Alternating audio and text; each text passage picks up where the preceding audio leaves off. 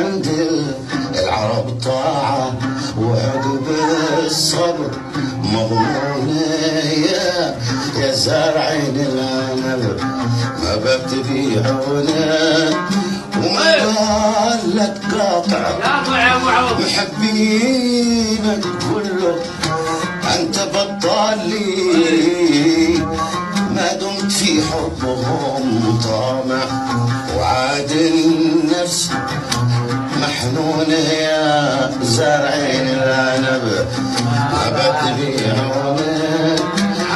لما يا سهير العين ما توهد تبيك في تزعلي